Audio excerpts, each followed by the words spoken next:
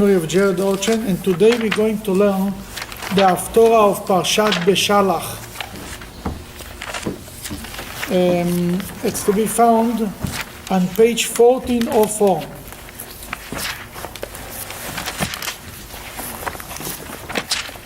The Haftorah is from the book of Judges. It's the story about a prophetess, Deborah, Deborah Neviah. Prophetess Deborah. How many women prophets are in the Jewish people? In the history of the Jewish people? Seven. Who are the seven? Miriam, Huldah. Sarah. Miriam, Huldah, two. Who was the second one? Sarah, three. That's one I always forget, so I threw it in. Huldah. She was later. Esther. Four. Rebecca. It's not Rebecca. That's the interesting thing. Hannah. I think Hannah. We didn't say Dvorah. Dvorah, six. And Abigail, I think. Zipporah? Abigail. Okay, but from all the women prophetess, Miriam was mainly a prophet of the women. You understand? She led the women in the song. We're going to learn next week the song. That's why that's the Haftorah of Parshas Beshalach. It's about the song of the sea. And Miriam led the women. Also, Huldah was a prophetess of women, mainly. Deborah was a unique story, only time in the Bible, with the leader of the whole Jewish people is a woman. And she's a prophetess.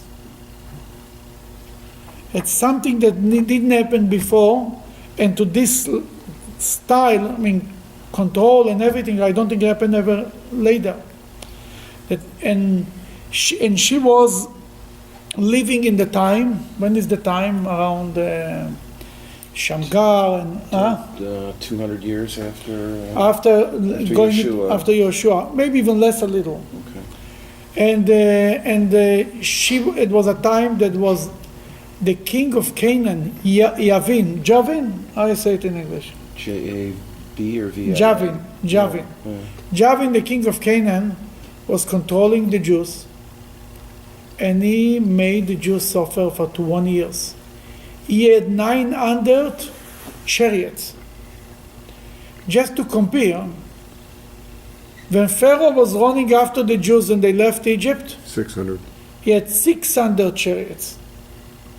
Here, Javin had 900 chariots. The Jews didn't even dare to start up with them. And for 20 years, not only he controlled the Jews, he put them down. He was like a Goliath type of thing. Let's see, who dares to start up with us?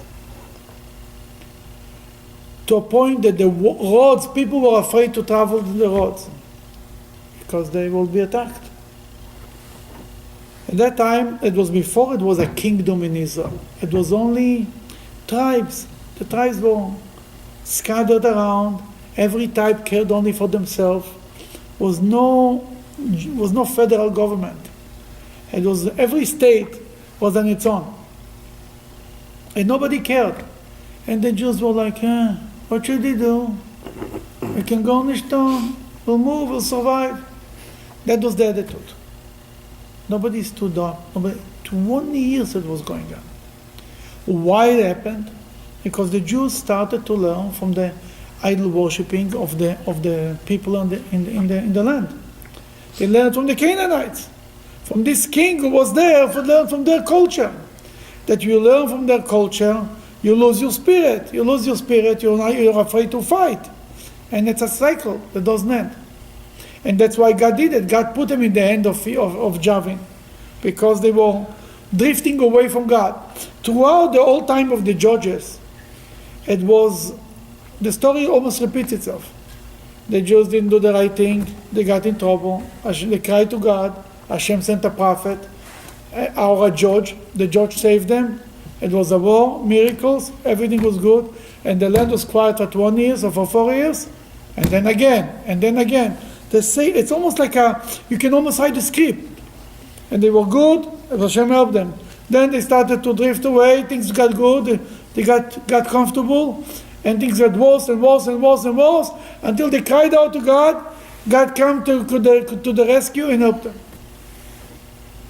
Now, this is also a time, you see, which prophets you know from this period? No prophets. The last prophet you heard is Joshua. The next prophet is Samuel, right? The only between is Deborah. Dvorah. There are times that there is no, what is prophecy? A revelation of God communicating with people. That was a time that was no communication. The Jews were kind of a little bit disconnected with that. It goes together with the temple. They built the temple in Shiloh. You hear about Joshua in the temple, Shiloh. The second time you hear about the temple is a story with Hannah, with Eli, with Samuel, right? You don't hear anything about the temple in between. It goes together. And the Jews are not connected to the temple. There is no prophecy. It's a cycle. The Jews were in a law at the time. That's for sure. And therefore they didn't have prophets. They didn't have anything. Then comes this woman, Deborah. She becomes a prophet and a judge. She's a judge because she's a prophet. Because she speaks in the name of God, people come to ask you, well, what do you think? Tell us, help us, guide us. According to the Medrash, her husband was Barak, as you're going to learn in a minute. And he was a judge too. They were both of them judges. But she was a prophetess. He wasn't. He was connected to God, but he wasn't a prophet. He was much lower than her. She was the star of the show. That's a feminist story, this whole story. A true feminist story. I like it. Oh, sure, here you go. Okay, let's read a little bit and we'll see where we're going with this. Deborah? Deborah, a prophetess, a woman of fiery enthusiasm, judged Israel at that time. Okay. It's written like this in Hebrew. Deborah Isha Neviah, she was a woman prophetess. Eshet Lapidot. Eshet Lapidot is translated here, a fiery woman, enthusiastic woman. Eshet Lapidot could also mean the wife of Lapidos, a man with the name Lapidot. What is Lapid? Torches. Torch. Very good. Torches. What is the husband's name? Lapidot or Barak? But I must tell you, Barak, what is Barak means in Hebrew? Light. Light and torches is not so far, right? Mm-hmm. The same name, basically the same name. Why is she called the wife of Lapidot? She told them, she sent them to the temple in Shiloh, and she told them, I want you to, she told them to make torches, and to take it to the temple, should be light in the temple. She cared for the temple. And because he cared for the temple, and she cared for the temple, they got prophecy. That means at that time, nobody cared. But she didn't care just for the temple. She cared for the Jewish people. When she's called a judge, is she a tribal leader as well as a prophetess, as well as a judicial authority? I'll tell you, I think the power came from being a prophet. From this came the being a judge and the being a leader. It all came from power of God. You understand? It's not like people appointed her as a leader and then she became a prophet. It started the other way. She was a prophetess. And from this, if you're a prophet, you speak in the name of God. No matter who you are, people go to hear you. And did she unite all the Jews together then? She united to a point, yes. All the tribes, because there are only several tribes. Oh, that she gives it to them later. That not all the tribes participated in the war, as you're going to see later. But she was a prophetess. She united. If she united everybody, I don't know. But she was for sure the highest authority at that time. But the other judges, like Samson, I mean, to what extent do they command? Do they have authority? I mean, they're not kings. They're not. They were not kings. It was more a spiritual authority, authority of a rebbe. The rebbe did not have a physical authority. Didn't have a police. Didn't have an army. Didn't have law. It's people. As to a spiritual leader, authority means that people want to listen to him. They beg to hear what he has to tell them. It's a whole different kind of authority. It's authority that comes from an inside, from not from power, but from godliness. People want to be closer to God, that they're closer to the person who is closer to God. Therefore they listen to him. That's what it is. It's a stronger authority to a point. It's not authority that goes by force. She judged Israel at that time. She would sit. Go ahead. Go ahead. She would sit under the palm tree of Deborah between Ramah and Beshalach in Mount Ephraim. The people of Israel would come up to her for a judgment. Then she was sitting in, she had a place next to Tomer Dvorah under the palm tree, and everybody knew where she is, and they all came to hear what she has to offer. Everybody came to ask her advice. They just came to, Rabbi Dvorah, what do you say? The word Dvorah comes from the word Dibur, Dvarim. Speaking. A prophet speaks. That's the name Dvorah represents. Assuming that everything is important, other than a reference maybe to Miami Beach, why palm tree? Why palm tree? Then there is two explanations in the Talmud about it, talking about it. Number one, that she didn't sit in a house because in a private home you cannot be alone with a woman, with a woman who is not your wife, basically.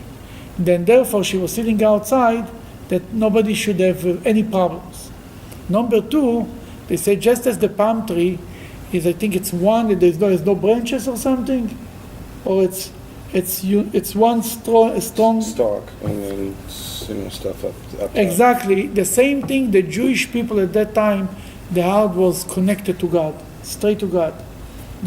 As she brought them back to God, so to speak. But the Talmud brings two explanations for Tomer Dvorah. Every word there is that, so don't worry. I just didn't want to confuse everybody. Okay. She sent and called Barak, the son of Avinoam, from Kadesh, Naphtali. She said to, if it's her husband, what means she called him? Maybe after she became a prophet, they already she separated as a holiness. Therefore she called them to come to speak. She has a message to them. She called them. She didn't go to him. She called them, come, I have a message for you. I need you here. You come here. Because she was higher than them. She was prophecy on a higher level than them. And said to him, has not Hashem, Almighty Hashem of Israel, commanded, saying, go and gather your men to Mount Tabor, and take with you 10,000 men of the sons of Naphtali and the sons of Zvulun? Did not Hashem commanded you? When exactly Hashem commanded? Hashem commanded us in the Torah that when we see enemies of the Jews are fighting, we have to put them into place. No, not only this. Here it was more. It was one of the 7 nations that the Jewish people were supposed to chase out of the land. And they started to do, the Canaanites, they made it so as to the Jews. That was a commandment in the Torah to take care of it. It says, didn't Hashem commanded you to go to war? And she tells them, what should you do? Go and take with you 10,000, gather your men. In the Hebrew, lech umashachta. Mashachta means pull them with words, encourage them to come. They should go to Mount Tabor. Anybody who was in Israel knows where Mount Tabor is. It's a big mountain in the north of Israel, a very big mountain, a very famous mountain. Mount Tabor, go take 10,000 men to Mount Tabor. Now, remember, Sisra, the name of the general, the commander-in-chief in the army of Javin, the name was Sisra. He was the guy that everybody was afraid of him. He has 900 chariots. What do you think? Take 10,000 people. What are they? They're farmers. They're regular people. They don't know. They're not soldiers. There is no army. There is no nothing. Then people were afraid to go. You had to go and take and pull the people, encourage them to go to Mount Tabor. 10,000 people. It's interesting. It's in 10. In Judaism, everything is in 10. 10 Jews. 10, but it's also again 10,000.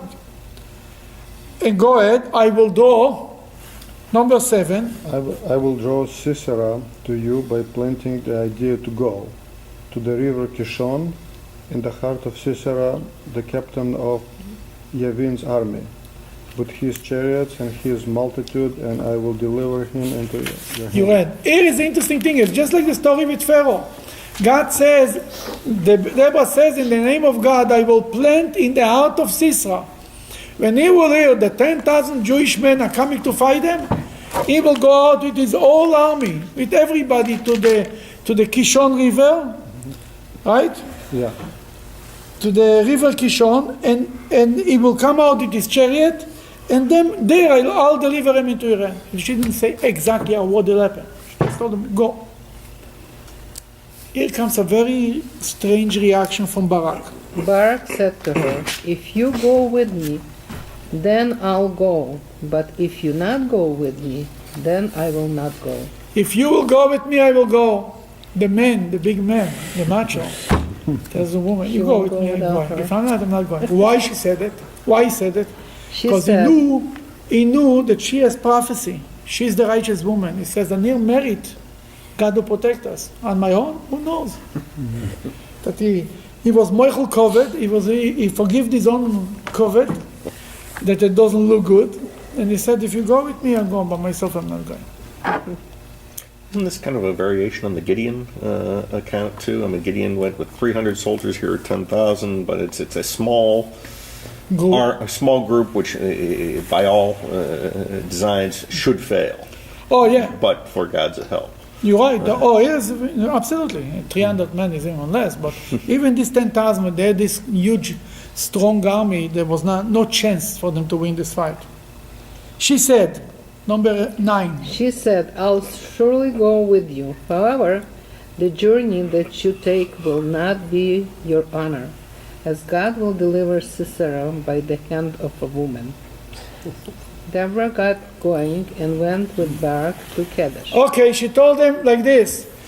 Yeah, if I will go with you, I will go with you. But then you will not get the credit for winning the war. It'll be the winning of the war will be named after a woman. As we see later, it has more than one meaning. Because Sisera was killed by another woman, by Yael. Then it also refers to God will deliver Sisera. That's what she said now. God will deliver Sisera by the end of the woman. Doesn't mean by her end, by the end of another woman. It's interesting because he really wasn't, she called him, he wasn't looking for this honor, and she could have said, and I'll go with you from the beginning, this kind of stuff. No, she sent him to war. She didn't feel that a woman has to go to war.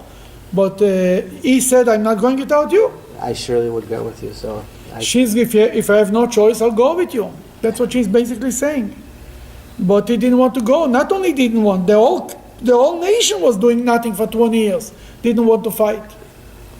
She had to wake them up. She had to push them. Number 10. You want to continue? Barak called Zebulun and Naphtali to Kadesh and went up with 10,000 men at his feet. Deborah went up with him. Okay, Barak went and he gathered from 2 tribes, Zvulun and Naphtali. Why these 2 tribes? They suffered from Sisera. Yeah. That's why they came. The rest of the Jews said, it's not my problem. As usual. Then he gathered them, he trained them a little bit in Kadesh Naphtali, and then he went up to Mount Avon. I just have a question. It says Yeah. 10,000 men, and the tribes Zebulun and Naphtali had, I think, more than Many more. men Yeah. of that age to go to war. Not necessarily, but let's say, you think did they send anybody home? I don't think so. No, why didn't they send all of them? And that's all came.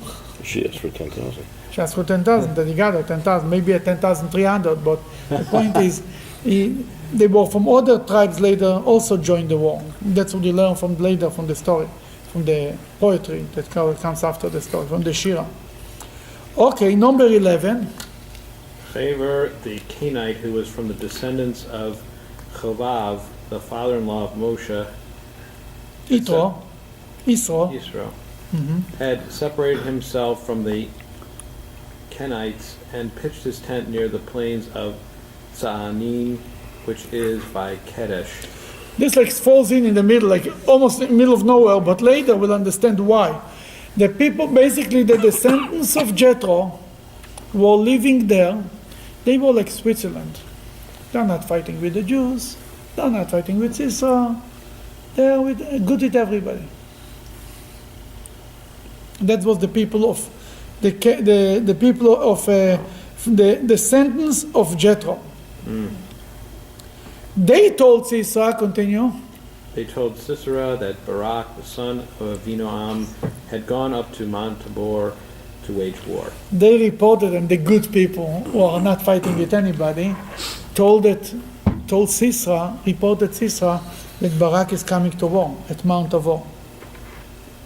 Okay. Sisera gathered together all his chariots, 900 chariots of iron, and all the people who were with him, from Haroshes Hagoyim to the river of Kishon. Of Kishon. Where is it exactly? I'm not so good in geography of Israel, but it's right there in the north somewhere. It says Sisera gathered his all 900, he went out with his whole army, full force, and all his people, and all his chariots, to come to attack the Jews. But he didn't go up on Mount Tabor, because on Mount Tabor, go with the chariot, he will lose the war. He was waiting for the Jews in the bottom. He said, they'll come to me. We'll chop them up. I mean, he was very, very strong. The Medrash says it was unbelievably strong. Iron chariots. But anybody who fell into his hand didn't come out alive. Okay, continue. Deborah Yeah. said to Barak, "Arise, do not hesitate, for this is the day destined for victory. This is the day in which God has delivered Sisera into your hand. Has not God gone out before you?" Wow. He tells them like this. Kum! Atomer Dvorah told the Barak, Kum! Rise, stand up! She had to push him. That's already after they went and already gathered all the Jews and all the 10,000 years. He was still not ready to go to war. She had to tell him, get up, today is the day that Hashem gives Sisera in your hand. God came out before you. That Barak went down from Mount Tabor. So Barak went down Mount Tabor. You go ahead. Mount Tabor with 10,000 men after him. God confounded Sisera, all his chariots and all his army to be killed with the edge of the sword before Barak.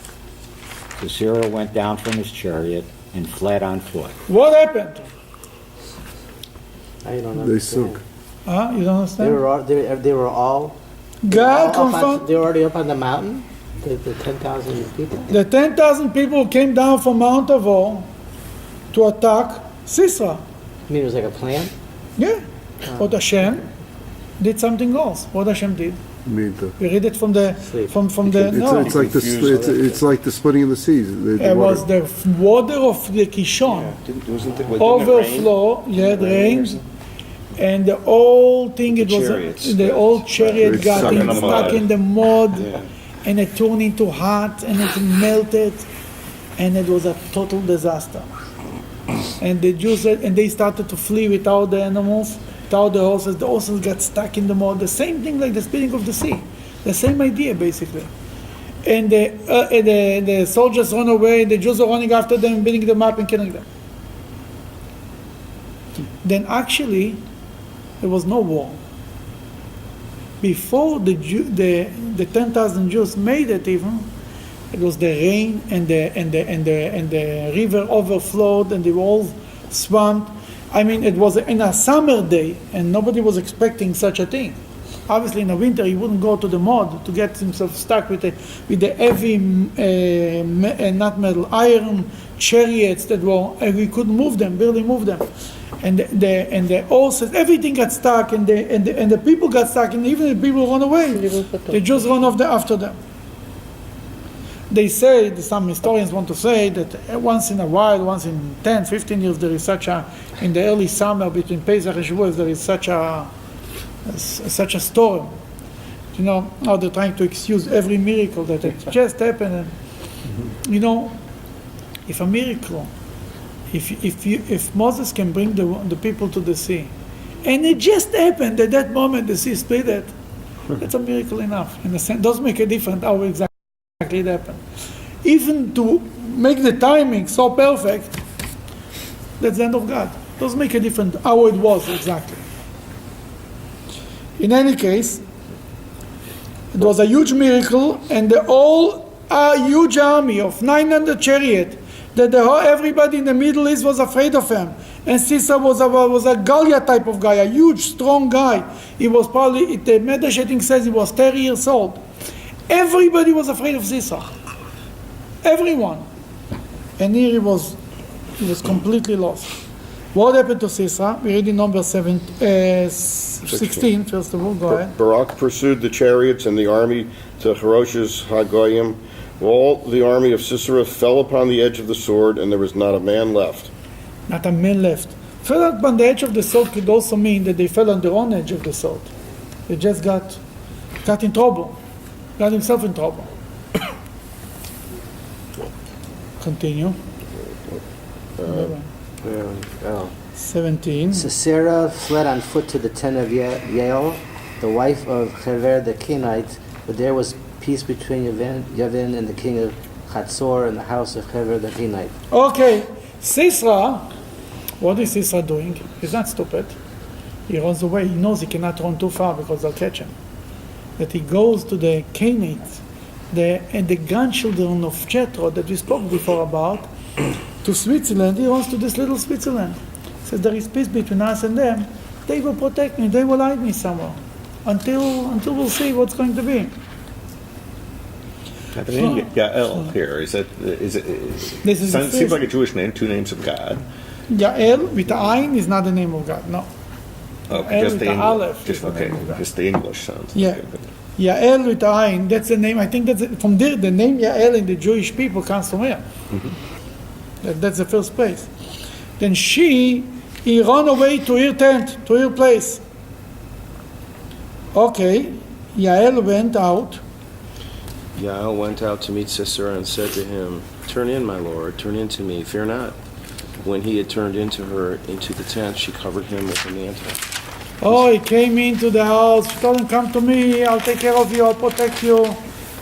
He said to her, go ahead. He said to her, "Give me, I beg you, a little water to drink, for I'm thirsty." She opened a skein of milk and gave him a drink and covered him.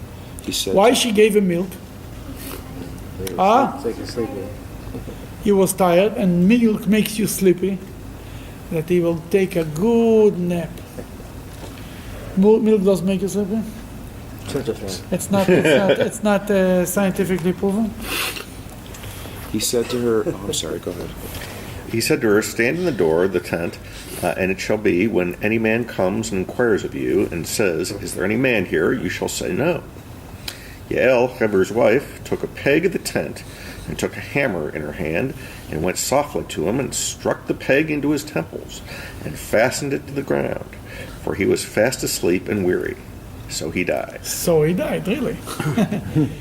Yael killed him. Yeah. And he was a very strong man. It was a huge risk for Yael to try to do such a thing. Because if in 1 second he wakes up or whatever, he gives him over, or she's not successfully killing him, then she's in big trouble. Then she's dead. What was her motivation for killing him?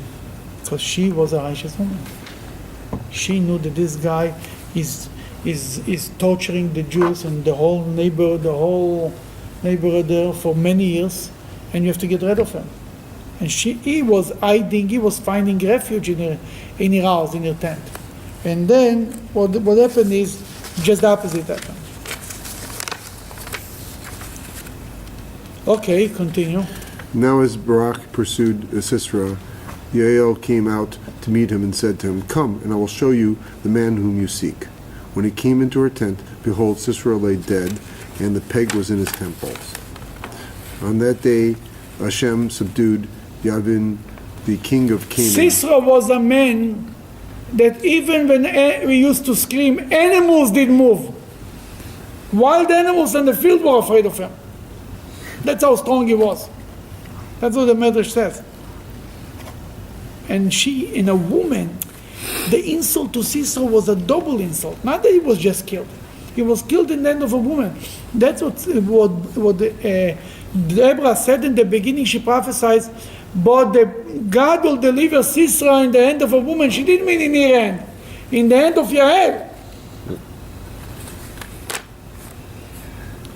Okay. Is it 21st? 24th?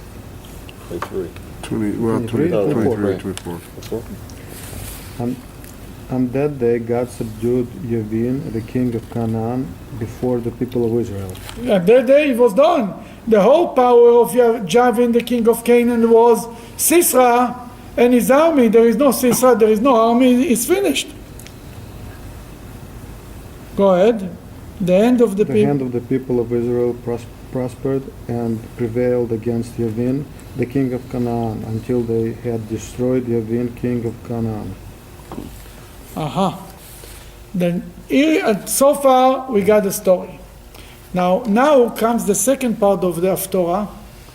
It's a long Haftorah. It's the longest Haftorah of the year, I think. The second part of the Haftorah is the song that Deborah was singing. Just like after the splitting of the sea, Moses made the song of the sea. There was a song here. The song, it's a very similar miracle. Also drowning in the water, also Sisera. A lot of similarities in the expressions and the word. Many similarities. Anybody who can read the Hebrew, you can compare many examples. Well, the similarities between these two. Now comes a whole song that Deborah was singing to praise God for the great miracle that God made to the Jewish people. Actually, the Zohar says that no man praise God like two women, Deborah and Miriam. Yeah. Hannah. Hannah called God Tzvaot, king of chariots, of the army, of the tzava, and the king of host. That's what Tzvaot means. King of host. Then the same thing is, she says they praise God more than all the men put together. That's what the Zohar says. And if anybody tells you Judaism doesn't respect women, they don't know what they're talking about. And here is the perfect example. Think about it. In the Parsha, there is the song of Moses and a little short song of Miriam, right? What would be the writing for the Haftorah? Which song should you choose from the Haftorah? For the Haftorah. This should be Moshe. Moshe doesn't. We're talking about prophets. If you have a song of Moses in the Parsha, you need a similar thing in the Haftorah, in the prophets. What should you look for? Which song should you look for? A song of a man. Yeah. Which famous song of a man there is beside Solomon? Close? David. Actually, when we read the story of the splitting of the sea on the 7th day of Pesach, we read the Haftorah of David. Here we read the Haftorah of even Miriam is just a short piece. Because the main thing, we continue from the Parsha. From the story of Miriam, we continue to the main thing from women. You go even to more of a women connection. Rabbi spoke about that once. And then we to point out how great and important are the Jewish women. That's why the Haftorah is about a woman. Now we'll start to read the song of Deborah. Then Deborah and Barak, the son of Avina, sang on that day, saying, Praise you, God, for the avenging of Israel, for making it appear that their strength accomplished the victory. For the people willingly offered themselves against overwhelming odds. Hear, O ye kings. Okay, let's stop right here. Praise you, God. What is she praising God? that people voluntarily were ready to go to war, even though the chances were not good for the Jewish people. Hear, O your king, number 3. Hear, O your king, give ear, O your princess, I believe in God, and He my portion. Yeah, therefore, I will sing to God because of the salvation He has bought. I will sing praise to God, Almighty God of Israel. Okay, stop right here. In Hebrew, it goes like this: Shimu Melachim. You know, the translation of this to English is a little. Shimu Melachim, hear kings, listen, princess. Anochi LaHashem, Anochi Ashira. I will sing to God, I will sing and praise the God of Israel. The word Anochi reminds you something? Ten Commandments. The Ten Commandments. Anochi. Here it's written twice Anochi. Anochi LaHashem, Anochi Ashira. Twice the word Anochi. In the Ten Commandments that starts with Anochi Hashem Elokecha, I am your God. Here comes an amazing story. The Medrash says, when God came to give the Torah at Mount Sinai, other mountains came to complain. They want the Torah should be given on them. What means the mountain came to complain? Obviously a mountain cannot complain. But if the mount would have a mouth, what would he say? Why not me? Like everybody else, everybody in our life says, why me? Why not me? If it's good, we ask, why not me? If it's bad, we ask, why me? Right?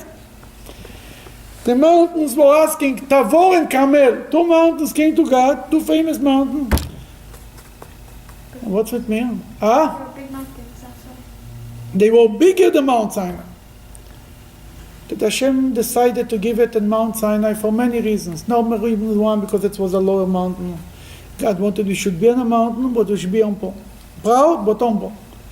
Number 2, God wanted to give it in the desert. Nobody should claim it's my part. The land of Israel was divided to 12 tribes. If it be in Mount Tavor, the people from Naphtali will come and say, oh, the Torah belongs to us. Be Mount Carmel, somebody else will come and say, God says, give it in the desert, the Torah belongs to everyone. But, the Medrash says, God rewarded the other mountains that big miracles should take place on them. And as it was said, Anochi, on Mount Sinai, it was said on Mount Tavor was said twice, Anochi. Not once, twice. Anochi LaHashem, I am to God, Anochi Asher, I will sing. On Mount Carmel, what was an event on Mount Carmel? God rewarded Mount Carmel with their own event. Elijah built the altar, and he proved all the Baal that they are wrong. And Elijah at Mount Carmel, right? What the Jewish people announced at Mount Carmel? What is the famous announcement that we say it at Yom Kippur by Ne'ilah? 7 times. 7, the last one? Who remembers, yeah? The last one. Hashem hu Elokim, right? Hashem is God. Then in Mount Sinai it was Anochi Hashem. The word Anochi was given at Mount Tavor. The word Hashem hu Elokim, twice Hashem, like here twice Anochi, there is twice Hashem, was at Mount Carmel. God took the Anochi Hashem, if you want, and divided it in half. He gave one Anochi, he gave to Mount Tavor, and Hashem he gave to Mount Carmel. That means to say that in one sense, Mount Carmel and Mount Tavor were a part of Jewish history, just as Mount Sinai. God gave the Torah, just gave the Torah on Mount Sinai. We don't even know where Mount Sinai is now, right? Some people think they know, but you don't know. But Mount Tavor and Mount Carmel, we do know. Mount Tavor and Mount Carmel became a part of the Jewish history. That's what the Medrash wants to point out. And in a way that great miracles took place on these mountains. On Mount Tavor was this miracle of the splitting of the killing of the victory over Sisera, and Mount Carmel was the famous victory over idol worshipping. Then that Elijah brought down a fire from heaven and proved that he speaks in the name of God. I just have I saw this where it says, "Praise you, God." That was one of the first things she said. And later on, there was the king who had a similar miracle when the army came down. Hezekiah. And he didn't. He didn't praise God enough. Yes. So right Yes, here, yes. Good thinking. Yes. By praising this mountain twice, it means another miracle is awaiting on that mountain? No, it just means that to a point there is something more special than Mount Sinai. And it's a double thing. It's a payback. Exactly, it's a payback. That's the word. Uh-huh. You missed out there, or to pay you. Don't worry. You know, there is a Jewish saying, "Der Eibishter bleibt nicht kein Balchoif." God doesn't left owing anything to anyone. You do a mitzvah, God will pay you back. Today, tomorrow, in 10 years, in 20 years, God will pay back. That's the whole. There's a payback day. And it's very true, and all of us see it many times in many places. Remember when my grandfather once married off one of his children, that another rabbi stood there and he spoke about the day of payment. Now it's a payday. Because he was in Russia and suffered from communism, and he risked his life, and he didn't send his kids to school on Shabbos. And in Russia, not to send the kids to school, you can go to jail, and it was big trouble. But he did it. And later Hashem paid him off.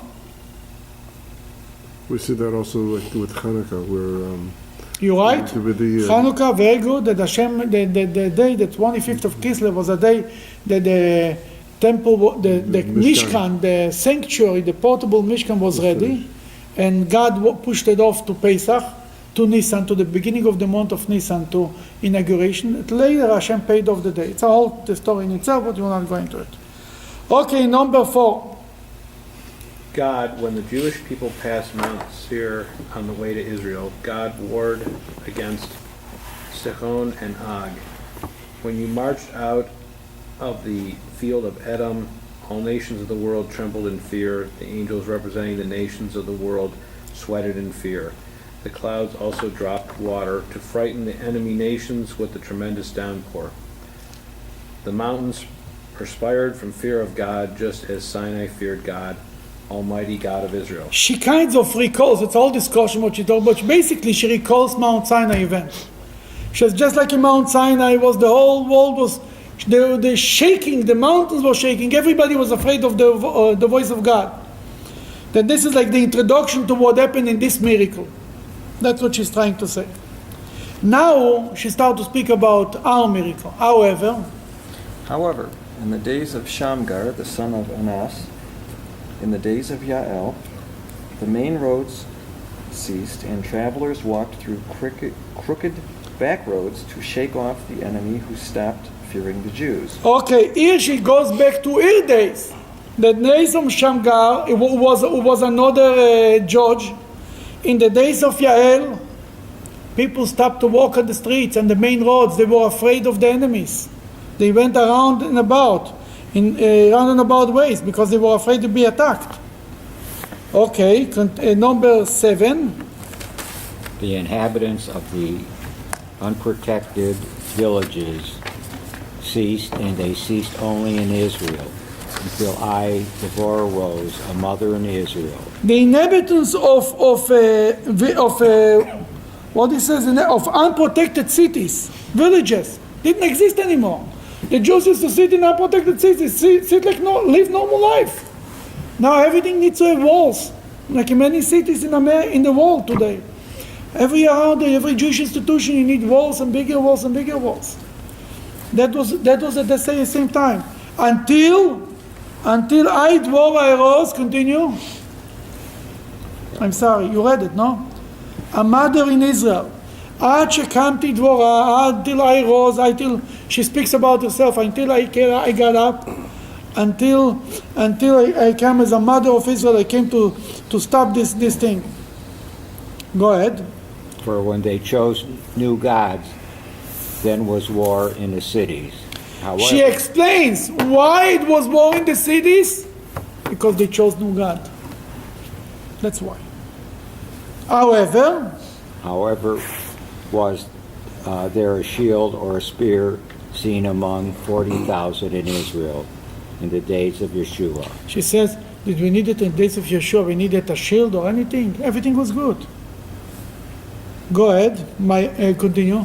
My heart. My heart goes out toward the dignitaries of Israel who offered themselves willingly among the people. Bless you, God. Speak, you who ride on white female donkeys, you who sit in judgment, and you who walk on the road. Instead of the sounds of archers in the places of drawing water, now they recite the righteous acts of God, the righteous acts toward his open cities of Israel, when the people of God go back down to the gates. Okay, what she says is, all of these people who voluntarily came to fight for the Jewish for this war, her heart goes out to them. She speaks about the judges. There is some commentaries that say that it's a compliment. Some people say that she was angry with them. But in any case, she's talking, instead of listening, being afraid of the sound, maybe your enemies come, now you can go back and sit in open cities and not be afraid of anybody. Go back to your gates, means to your cities. Now in number 12, she says, Awake, awake. Uri, Uri, Dvorah, Uri, Uri, Dabri Shir. Remember, when we say Uri, Uri, Uri, Uri, Shir Daberi, when we say it on Friday night service by the Lachadodi. Uri, Uri, awake, awake, Dvorah, awake and sing. Why she needs to be awakened? Then the Talmud says, Dvorah, in the middle of the song, lost her prophecy. What happened? She gave herself too much credit. She's talking about herself. She gave herself too much credit. She gave herself too much credit. She spoke about herself. She said before, until I arose, a mother in Israel. I. And the word I comes in, that's a problem. Even Dvorah.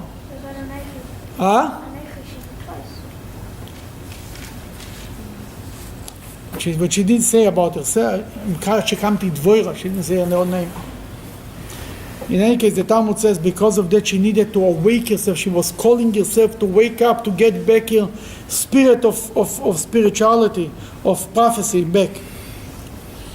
Awake, awake, Dvorah, awake, awake. Order a song. Go ahead. Arise. Barak, and lead away your captives, you son of Noam. She tells them, she repeats what she told them, Kum, arise and go and fight the war. Okay, we are in number 13. Then the remnant of the Jewish people will have dominion over the mighty Gentile nations. God made me have dominion over the mighty. Yeshua, who came out of the tribe of Ephraim, out of the root, fought against Amalek. After you, a descendant of Benjamin slew a vast multitude of Amalek with your tribes. Noblemen came down to do battle. Leaders came down from Machir. The whole tribe of Zebulun came, even the scribes who draw the pen. Somehow it gets into her. She's speaking about how Joshua was fighting the Amalekites from the tribe of Ephraim, and in the future Saul will fight Amalekites who is from the tribe of Benjamin. And then she finished the line with Zebulun, the tribe of Zebulun, who came to fight the Jews who were ready to come to join the war. Number 15. And the scholars of Issachar were with Deborah, despite the fact that they were inexperienced in battle. Issachar also joined Barak's forces. Into the valley they rushed forth, and his feet at the same pace. The fact that Reuven separated himself from his brethren and did not fight, there is much to ponder. Here comes, first of all she speaks about Issachar. Issachar is known to be the tribe of the scholars. It's a known thing that Issachar and Zebulun made a partnership. Zebulun will be the supporters, will give the money, and Issachar will learn Torah. Half of the merit of the learning Torah will go on the account of the Zebulunites who support them. Then Issachar, the tribe of Issachar, even they were not fighters, they were yeshiva bocher. They still joined the army to go to fight. They were volunteering, if they didn't know what they're doing. But Reuven, where was Reuven? The tribe of Reuven was not there. They were very comfortable. They were sitting by the beach, exactly. They were sitting on the beach doing business, not necessarily laying on the beach, but sitting on the beach. And they were not coming to the war. They were on the other side of Jordan. Where they were? You're right. That's exactly. They were on the other side of the Jordan. She was upset. Why they didn't come to help the brothers? We are all Jews. They should be a part of it. That's what she says. See, then first of all, the interesting thing about this song is different than other song is. First of all, she gives herself credit. Moses didn't give himself credit. Number two, she doesn't forget to take care of anybody who didn't and behave. No forgetfulness. When it comes to Advor, she remembers who did and who didn't. The famous line, we forgive but you don't forget. Like David. I think that Joshua was supposed to have taken care of all the Canaanites. I mean, obviously we're seeing lots of Canaanites still running around here. He did not take care of No, actually of all the it said Canaanites. somewhere there were some left or something like that. Yeah, they were Didn't they left. make peace with certain Some of them, tribes? that's They what. were tricked. That's one thing. That's one group, yeah, the Gibeonites. But they were no, they didn't take care of them. That's a problem. They didn't finish the job, not at all, not even close. Mhm. They didn't kill everybody. There was still plenty of people. Not only they didn't kill them, they learned from them. That was the problem. I think they didn't kill. No, but why God says to chase them out, to kill them? Why? What was God afraid of? That they will learn from their bad behavior of idol worshiping, and that's exactly what happened. That's exactly what happened. That what is she reprimanding Reuven? Number 16. If you are afraid, then, why did you settle across the border of the Jordan, your enemy territory? Did you think that all you would have to do is pasture your sheep and hear the bleating of the flocks? Therefore, for the separation of Reuben, there is much to investigate his true intentions. We have to investigate to see where is his Reuven heart. What happened to this tribe? Then she continues, it's not done. Number 17. Gilad. Gilad dwells beyond the Jordan. And why did Dan, who lived much closer to the battlefield, remain by the ships of his merchandise and escaped from his duty to defend? She says, Mele Gilad, like Meir said before, the tribe of Reuven, they were on the other side of the Jordan. But Dan, the tribe of Dan is much closer. Why you didn't come to fight, to help us during the war? To defend the Jewish people, your own brothers? Then she continues, Asher. Asher, however, lives at the seashore and correctly remained by its country's exposed points to protect them. Asher, she's not reprimanding for not coming to fight the war because he was by the edge of by the borders, and if he will leave the borders to go to help his brothers, the enemies will come and attack his cities. That it makes sense why they didn't came to help. Zevulun is a people who lives in the risk their life to the death, in Naphtali likewise, on the high places of the field. She compliments Zebulun and Naphtali, the two tribes who actually were the first one to go to war and ready to volunteer. The other tribes, number 19. The other tribes did not come to defend. However, the kings of other nations came to Sisera aid, and that the young kings of Canaan in the Tanakh by the water of Megiddo fought together with Sisera. She mentions in her song, then the people, there were other kings who joined Sisera, other non-Jewish kings who knew that this war is a matter of who is winning, this side or this side. They joined Sisera for free. They didn't ask for money, didn't ask for anything. They took no gain of silver. Go ahead. So why didn't Reuven come to help his brethren? She says, if the other kings who are not blood brothers came to help Sisera in his war against the Jews, why the Jews did not have the same sense of responsibility? That's what she's asking. Why they didn't come to help the brothers? Go ahead. Sisera's effort was for naught because it was as if they fought from heaven. Oh. She says Sisera's effort was for nothing. He could bring with all his soldiers, with all his other kings. The stars in their courses fought against Sisera. the stars fought against Israel. Go ahead. The brook of Kishon swept them away, that ancient brook which never overflowed before, the brook Kishon. My soul would march on in strength. She says the brook of Kishon, who never overflowed before. That's why they went to the water, because they were never even dreaming that the water will overflow. It would be such a rain, the water will overflow and will get them in such trouble. That's why they went there. It says the stars from heaven, God from heaven was fighting for the Jewish people. Was it in spring? Yes. Number 22. Then, upon seeing the flood, the horse hooves did beat, the soldiers tried to escape, but the hooves broke off from the frantic galloping of his mighty ones.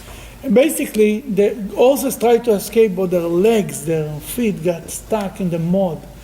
Just like the story of the splitting of the sea. Same thing. You shall continue? You shall curse. Oh, I'm sorry. Yeah, go ahead. You shall curse the place of Meroz. Said the angel of God, curse bitterly its inhabitants, because they did not come to the help of God against the mighty men of Sisera. Oiro Meroz. That some people say God say Meroz is a place that she cursed the place who did not come to help the Jews in this war. Other commentaries say that Meroz is a star,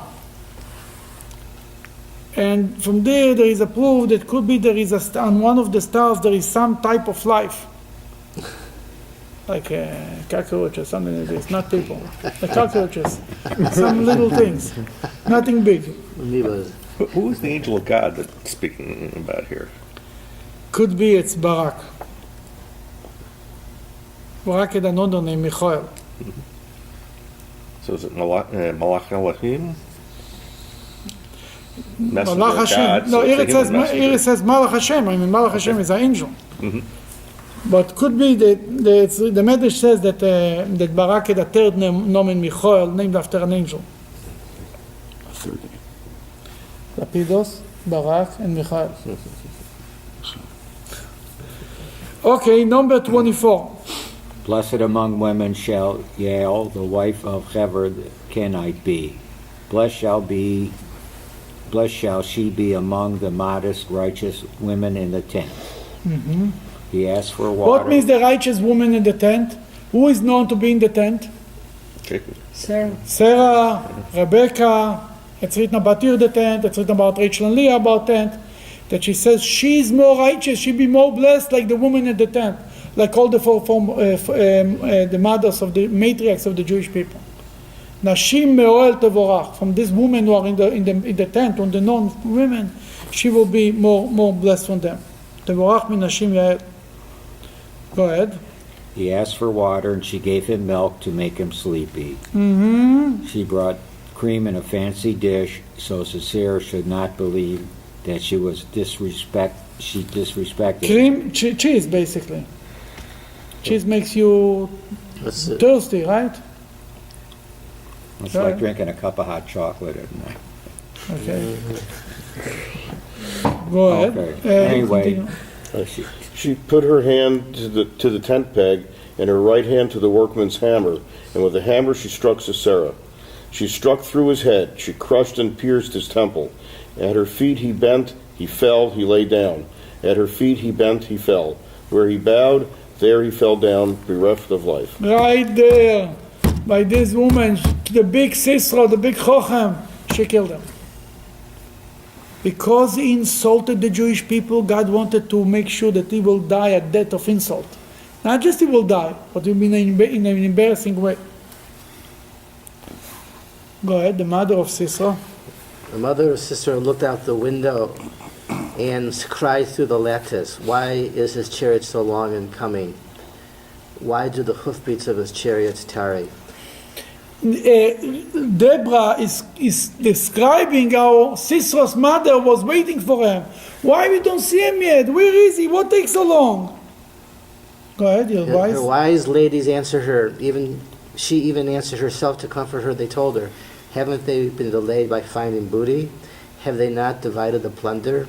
To every man a maiden or two, to Sisera a booty of diverse colors, a plunder of multicolored needlework, dyed, double-worked garments for the necks of those who take the plunder. This mother had a heart. The heart told her that something is wrong, but people around her convinced her, don't worry, he's having fun there with the maidens and with the money. Yeah, it's Freilach there. Oh, they're so busy, they don't have time to come home. They'll be soon. So may all your enemies perish, O God. Ken yovdu kol oivecha Hashem. So may perish all. Show me they lost all the enemies of you, God. Go ahead. But those who love him should go from strength to strength, like the sun when it goes forth in its might towards the afternoon, and the land had rest for 40 years. And the land had rest for 4 years. So all the enemies of Hashem, because if the enemies of the Jews are the enemies of Hashem, it goes together. It doesn't. You cannot separate on this one. And the Jewish people will go from strength to strength, and the land was resting for another 4 years. So it's another 40 years.